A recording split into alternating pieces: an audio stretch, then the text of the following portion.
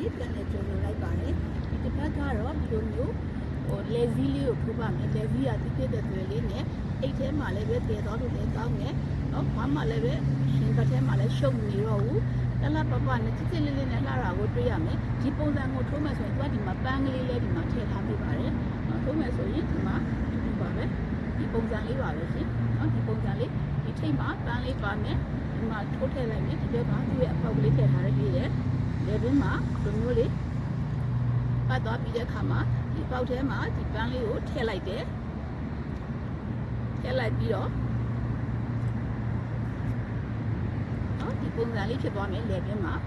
နော်ဒါဆိုရင်တက်တက်ရရနဲ့လှနေတာကိုတွေ့ရမယ်ဒီပုံစံလေးတိုင်းမှာပဲပန်းလေးရဒီဘက်မှာရှိနေမယ်ကဲကျေးဇူးအများကြီးတင်ပါတယ်ရှင်ထိုးကြည့်လိုက်ကြရအောင်ပါ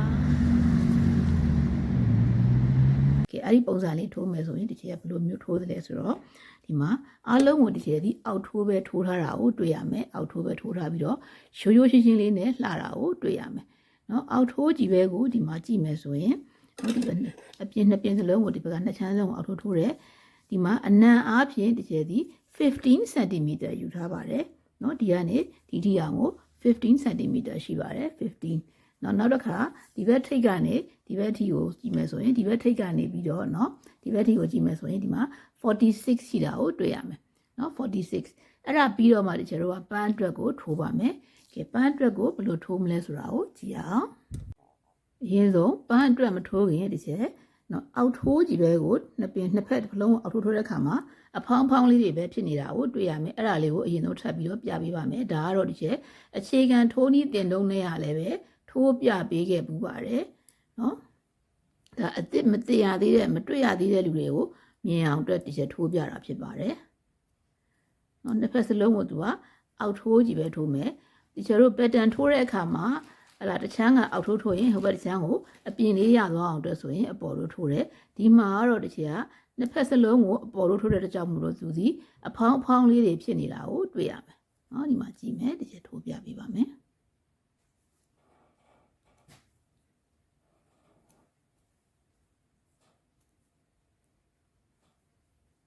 နော်ဒီဘက်မှာအောက်ထိုးထိုးတယ်နောက်တစ်ဖက်ကိုလည်းပဲဒီတိုင်းပဲအောက်ထိုးပဲထိုးပါမယ်အဲ့လိုမျိုးအောက်ထိုးကြည့်ပဲထိုးတဲ့ကြောင့်မလို့ဖြစ်သွားလဲအပြင်ကလေးမှာဟိုဘက်ကဒီဘက်ကအဖောင်းဖောင်းလေးတွေဖြစ်နေတာကိုတွေ့ရမယ်နော်နှစ်ဖက်စလုံးပဲအောက်ထိုးပဲထိုးတယ်နော်နှစ်ဖက်စလုံးထိုးတဲ့ခါကျတော့ဒီဘက်မှာလည်းအဖောင်းဖောင်းလေးတွေဖြစ်နေတယ်ဒီဘက်မှာလည်းပဲဒီလိုပဲအဖောင်းဖောင်းလေးတွေဖြစ်နေတာကိုတွေ့ရမယ်နော်အဲ့တော့နှစ်ဖက်စလုံးအောက်ထိုးထိုးတာကိုနားလည်သွားပြီဆိုရင်ဒီချက်ပန်းပွင့်ဘယ်လိုလုပ်တယ်လဲဆိုတာကိုပြပေးပါမယ်ဒီမှာမြင်နေနော်ဒီမှာတစ်ဖက်မှာလည်းအဖောင်းဖောင်းလေးတွေဒီဘက်မှာလည်းပဲအဖောင်းဖောင်းလေးတွေပဲဖြစ်နေတယ်အဲ့တော့အောက်ထိုးကြီးပဲနှစ်ဖက်စလုံးထိုးတဲ့ကြောင့်မလို့နှစ်ဖက်စလုံးမှာအဖောင်းလေးတွေဖြစ်ပြီးတော့လှနေတာကိုတွေ့ရမယ်ကဲအဲ့တော့ပန်းပွင့်ဘယ်လိုလုပ်မလဲဆိုတာကိုကြည့်မယ်ဒီမှာကိုလိုချင်တဲ့နော်46 cm ကိုရောက်လာပြီဆိုတဲ့အခါကျတော့ဒီကျတော့ကဒီမှာစပြီးတော့အပင်ကိုပွားတော့မယ်အပင်ပွားမယ်ဆိုတဲ့အခါကျတော့ဒီချက်ဒီမှာကြည့်မယ်နော်ပထမနှခမ်းပင်ဖြုတ်လိုက်တဲ့1 2 3 3မင်ထိုးပြီးရင်တစ်ခါပွားမယ်ပွားတာဒီမှာဒီပေါက်ထဲကနေအရှိတပင်ထိုးတယ်နောက်ကနေတစ်ခါထပ်ပြီးတော့ထိုးလိုက်ဒီပေါက်ထဲကိုပဲเนาะဒီတပင်ထဲကိုပဲအရှိကနေတပင်ထိုးတယ်နောက်ကနေတပင်ထိုးတယ်3မင်ထိုးပြီးရင်တစ်ခါပွားပါတယ်နောက်တစ်ခါ1 2 3 3မင်ပြီးတဲ့အခါမှာတစ်ခါထပ်ပြီးတော့ပွားမယ်ရှေ့ကတစ်ခါထိုးတယ်နောက်ကနေတစ်ခါထပ်ပြီးတော့ထိုးတယ်ဒီတစ်ပေါက်ထဲကိုပဲเนาะဒီတပင်ကိုပဲရှေ့ပင်ရဲ့နောက်တပင်ရဲ့1 2 3ပြီးရင်ရှေ့မှာတစ်ခါရှေ့ဘက်ပင်မှာ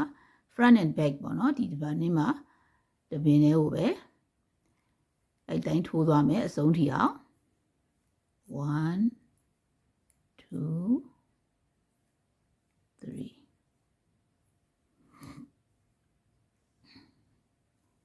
ရှေ့တပင်နောက်တပင်ဒီမှာ3ပင်ထိုးပြီးရင်တစ်ခါပွားမှာဆိုရင်နှခမ်းပင်ဖြစ်နေကြမလို့ဒီကနှခမ်းမှာမပွားတော့ဘဲနဲ့ဒီမှာလာပြီးတော့ပွားမယ်1 2ဒီမှာမပွားခြင်းလို့တော့ကြောင့်မလို့ဒီဘက်ကအတွင်းရပင်ကိုယူပြီးတော့ပွားလိုက်ပါတယ်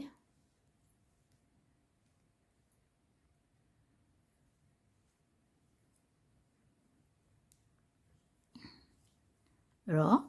ဒီတပင်လုံးကဒီနောက်ဖက်တစ်လိုင်းကတော့ခါတိုင်းလိုပဲအနောက်ချမ်းမို့လို့တစ်ချက်ဒီမပွားပဲနဲ့အကုန်လုံးကိုဒီတိုင်းပဲထိုးသွားပါမယ်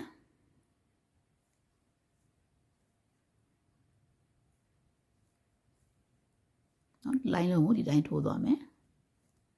ခုနကတော့က3ပင်မှာတစ်ခါပွားထားတယ်အခုတစ်ခေါက်ကျတော့တချို့တို့က2ပင်မှာတစ်ခါပွားပါမယ်1 2ပြီးရင်တစ်ခါပွားမယ်ဒါကြောင့်မလို့ front and back နှစ်ခုစလုံးကိုထိုးပါတယ်ပွားယူတယ်နော်1 2ပြီးရင် front and back ဒီမှာလည်းပဲအကုန်လုံးပဲအောက်ထိုးပဲထိုးနေတာပါနော်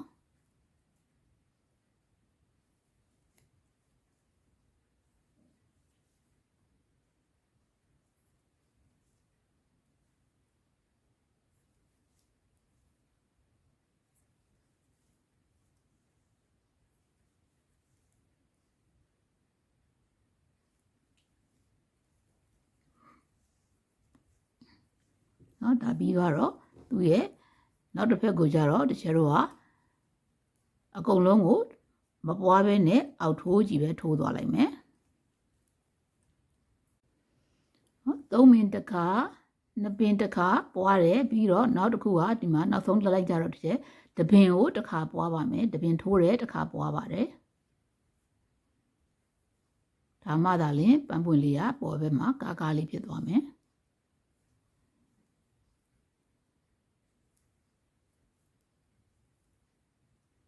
အဲ့ဒီတိုင်းတပင်တစ်ခါပွားပြီးနောက်ဆုံးထိအောင်ကိုပွားသွားပါမယ်တပင်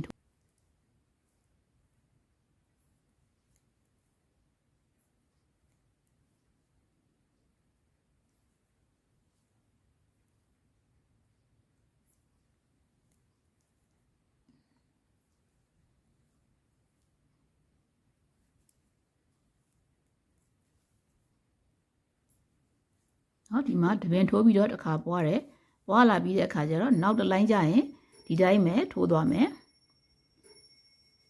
နော်အကုန်လုံးကိုအောက်ထိုးကြည့်ပဲထိုးသွားပါမယ်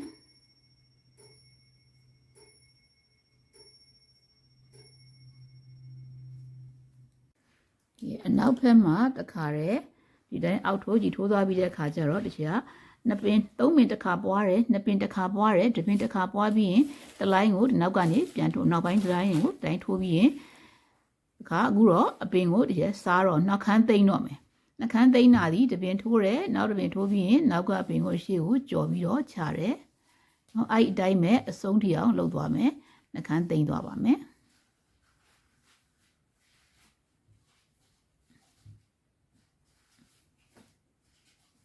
နော်အဲ့ဒီတိုင်းလေးပဲ sorry ဒီအတိုင်းလေးနှခမ်းသိမ့်သွားမယ်ဒီမှာတစ်ချက်နှခမ်းသိမ့်လာလိုက်တာအဆုံးနာကိုရောက်ခန့်နေပါပြီเนาะဒီမှာကြည့်မယ်ဆက်ပြီးတော့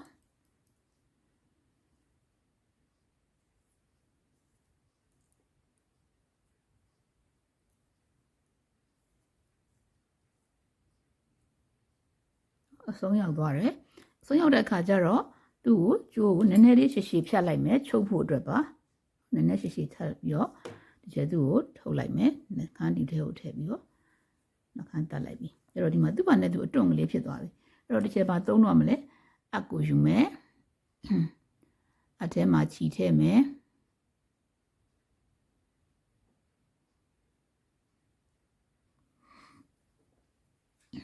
နော်ဒီမှာသူကနဲ့သူအတွန့်လေးတွေဖြစ်နေပြီအဲ့တော့ဘယ်လိုလုပ်မလဲဆိုတော့ဒီဟာလေးကိုတစ်ချက်လိမ့်လာလိုက်မယ်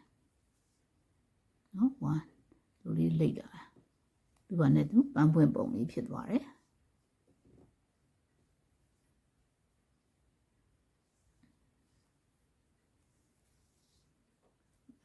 အဲ့တော့မှဒီဟာလေးကိုတစ်ချက်ပြန်ပြီးတော့မှလိမ့်လာတာသူကနဲ့သူပန်းပွင့်ပုံလေးဖြစ်သွားတဲ့အခါကျတော့မှတစ်ချက်ဒီမှာနှခမ်းလေးကိုလာပြီးတော့ခြုံမြဲတွဲလိုက်မယ်နော်ဒီဟာလေးကိုဒီမှာလာပြီးတော့ချုပ်လိုက်တယ်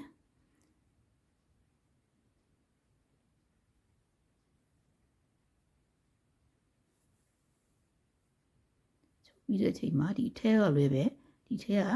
ဟုတ်လားထိတ်ဆုံးကဆက်ဆက်ချင်းဘုံလင်းကိုလည်းပဲလာပြီးတော့ချုပ်ပါတယ်တွဲလိုက်ပါတယ်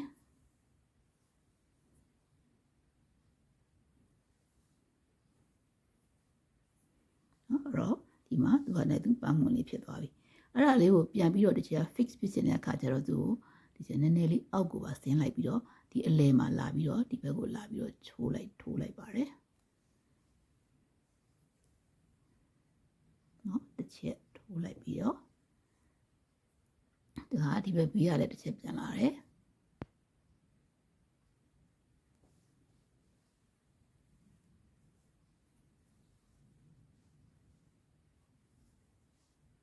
နော်အဲ့တော့သူကလည်းသူအထဲမှာငြိမ်လေးဖြစ်သွားပြီအဲ့တော့မှသူ့ကိုတစ်ချက်နှခမ်းသိမ်းလိုက်ပါတယ်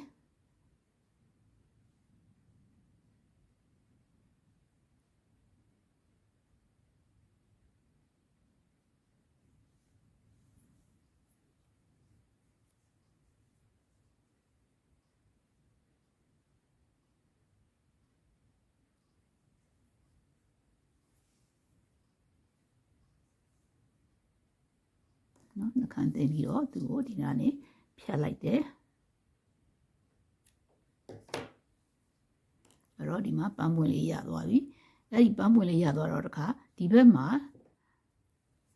တခါပြန်ပြီးတော့ဒီဘက်ထိပ်ကိုလည်းပဲပြန်ပြီးတော့ပန်းပွင့်ဝင်မှုအတွက်ကိုတခါချုပ်မယ်ဆက်စချင်းလေးရတစ်ချက်ဒီမှာခြီလေးခြံထားခဲ့တယ်နော်ခြီခြံထားခဲ့ပြီးတော့အဲ့ခြီကိုအဲ့နဲ့တခါပြန်ပြီးတော့တွဲလိုက်ပါတယ်တွဲပြီးတဲ့အခါမှာဒီဘက်ကအကွေးတိုင်းမဲ့နော်ဒီဘက်ကိုဒီချက်ဒီဟာဒီဘက်ထဲကိုထည့်ထားတဲ့ကွေးထားတဲ့အတွက်ကြောင့်မလို့သူ့ကိုလည်းပဲဒီဘက်ထဲရပဲလာပြီးတော့ချုပ်ပါမယ်ဒီဘက်ကိုပဲကွေးပြီးတော့ယူပါမယ်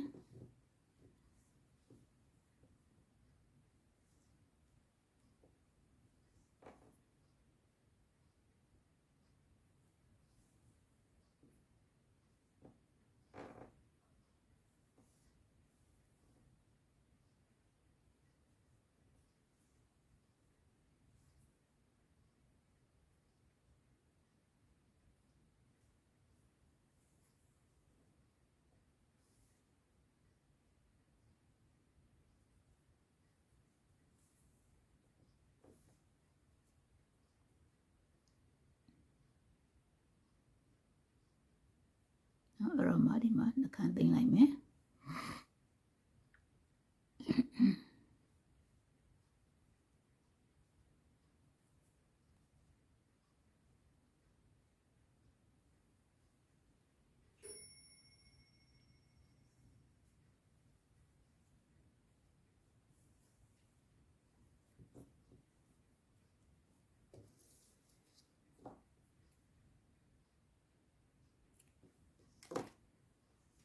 အဲ့တော့ဒီမှာသူကလည်းသူပြီးသွားပြီပြီးသွားတော့မှဒီပန်းပွင့်လေးကိုလေဘင်းမှာဟလာ